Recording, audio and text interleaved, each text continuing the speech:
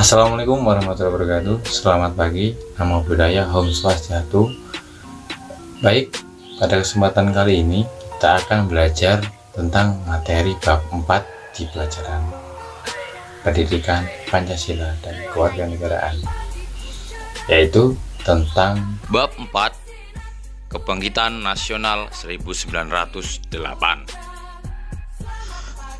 Pada bab ini pembahasan terdiri dari beberapa sub.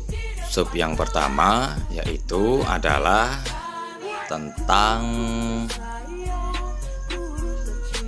A. Kondisi bangsa Indonesia sebelum tahun 1908. B. Perintis kebangkitan nasional dalam perjuangan kemerdekaan Republik Indonesia. Dan C.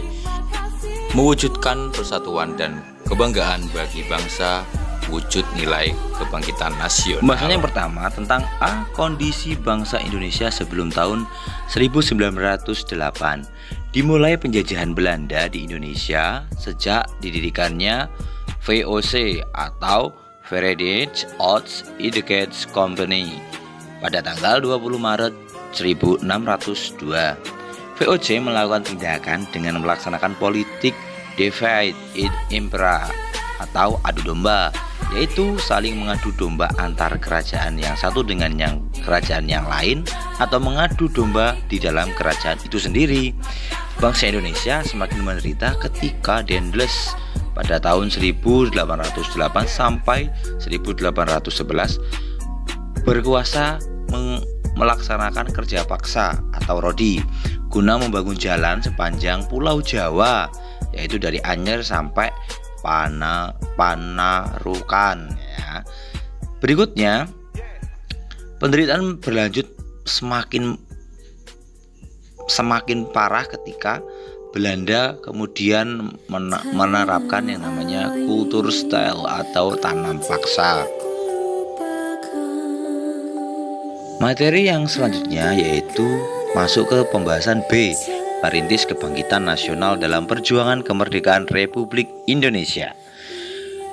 Kebangkitan nasional diawali dengan berdirinya Budi Utomo. Organisasi ini merupakan pertama di Indonesia yang bersifat nasional dan berbentuk modern, yaitu organisasi dengan pengurus yang tetap, ada anggota, tujuan, dan program kerja.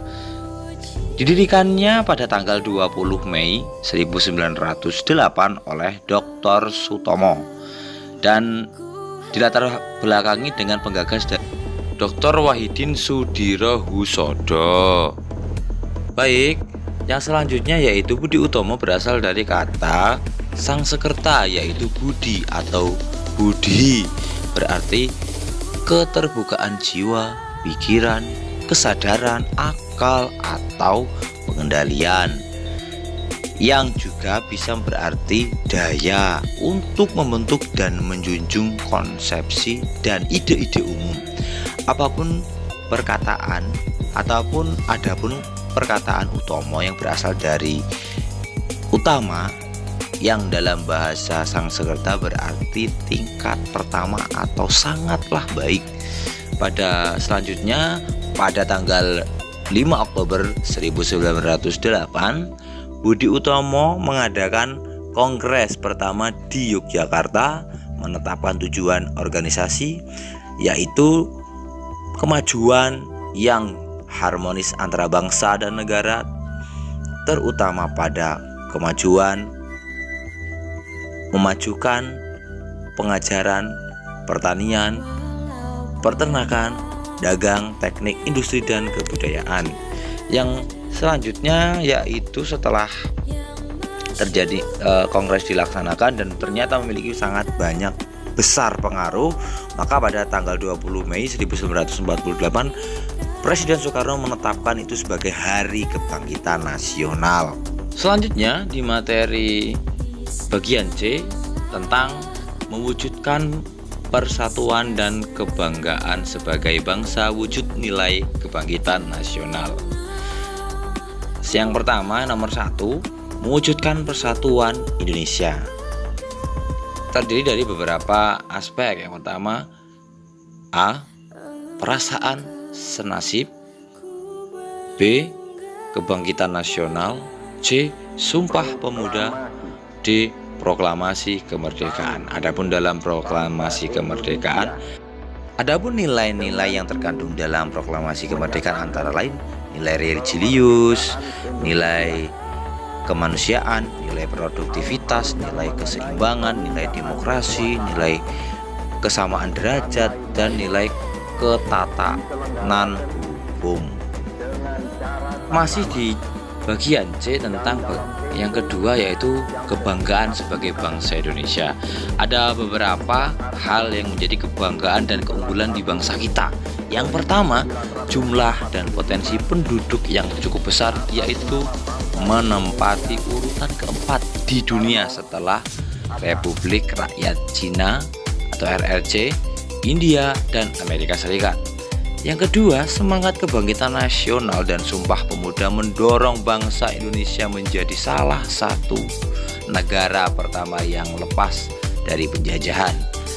Tiga, memiliki keanekaragaman dalam berbagai aspek kehidupan sosial budaya seperti adat istiadat, bahasa, agama, dan kesenian. Selanjutnya yang keempat, semboyan Bhinneka Tunggal Ika menyatukan bangsa Indonesia sehingga sekalipun terdapat berbagai keanekaragaman, namun prinsipnya kita tetap satu pandangan. 5. Memiliki tata krama atau keramahan yang tidak dimiliki bangsa lain sehingga sangat menarik bangsa-bangsa lain di dunia untuk datang ke Indonesia.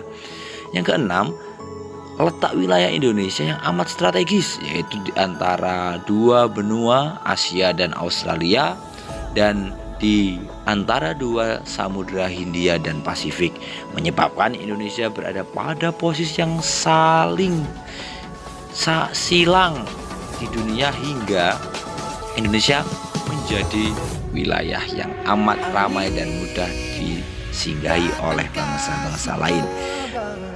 7. Keindahan alam di Indonesia tidak disangsikan lagi.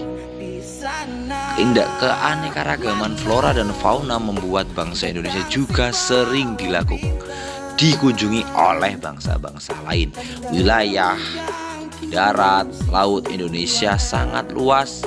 Hal ini menjadi modal bagi kesejahteraan bangsa Indonesia.